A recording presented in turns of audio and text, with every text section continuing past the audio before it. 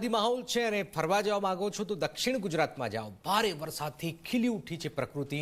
તાપીની વનરાજીનો સામે આવ્યો છે મનમોહક નજારો। સોનગઢ પહોંચો, ચીમેર ધોધ આપ જોઈ રહ્યા છો કે 16 કલાએ ખીલી ઉઠ્યો છે।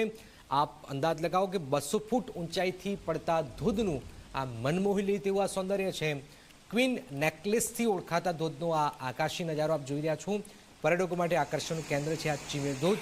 આપ જોઈ રહ્યા છો ચારે તરફ। આમ પણ તમે જાઓ તો સાપુતારાથી આમ આખો તાપીથી જાઓ તો ગુજરાતનો જે અંતરિયાળ જે વિસ્તાર જે છે ટ્રાઇબલ બેલ્ટ છે એ ચારે બાજુથી ખીલી ઉઠ્યો છે।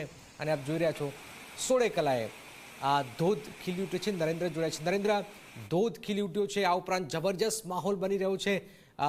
ક્યાં કેટલા ધોધ છે ત્યાં અને શું પરિસ્થિતિ છે હાલમાં વરસાદને લઈને ત્યાં? નરેન્દ્ર,